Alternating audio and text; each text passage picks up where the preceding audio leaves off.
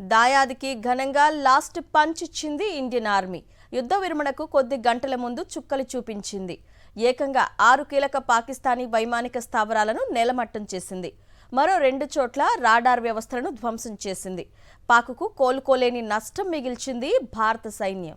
శుక్రవారం అర్ధరాత్రి దాటాక పాక్ ఎయిర్ బేస్లపైకి భారత మిసైళ్లు దూసుకెళ్లాయి. 6 వైమానిక స్థావరాలు, 2 రాడార్ వ్యవస్థలు, మొత్తం 8 కీలక సైనిక స్థావరాలపై భారత్ దాడి చేసి పాక్ ను కోలుకోలేని దెబ్బ కొట్టింది. ఏ ఒక్క దాడిని పాక్ సైన్యం కనీస స్థాయిలో కూడా అడ్డుకోలేకపోయింది. తమ దేశ భద్రత అక్షరాలా గాల్లో దీపమేనని మరోసారి తేలిపోయిందని పాక్ పౌరులు కూడా వాపోతున్నారు. సామాన్యులను వేధించడానికి తప్ప యుద్ధానికి తమ సైన్యం పనికిరాదంటూ ఆవేదన వ్యక్తం చేస్తున్నారు పాక్ నెటిజన్లు.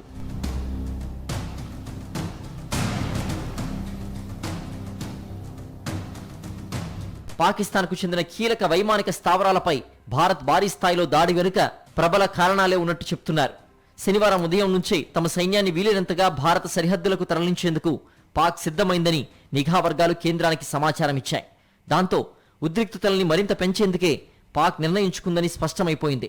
ఈ క్రమంలో సైనిక తరలింపుల్ని అడ్డుకోవడమే లక్ష్యంగా అప్పటికప్పుడు వైమానిక స్థావరాల్ని మన బలగాల లక్ష్యంగా చేసుకున్నాయి.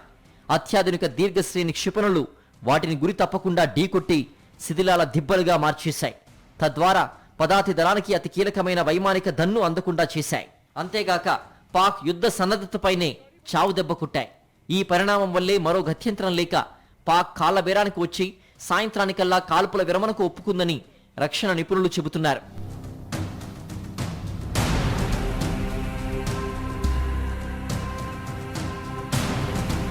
నూర్ ఖాన్ ఎయిర్ బేస్ గా పిలిచే చకాలా బేస్ అత్యాధునిక రక్షణ వలయం నడుమ ఉంటుంది.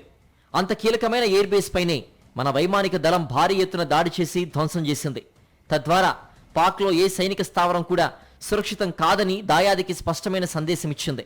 దీంతో పాటు రఫీకి, మురీద్, రహీమియార్ ఖాన్, నుక్కూర్, సియాల్కోట్, పస్రూర్, చునియన్ వైమానిక స్థావరాలపై దాడి చేసి నేలమట్టం చేసింది ఇండియన్ ఆర్మీ.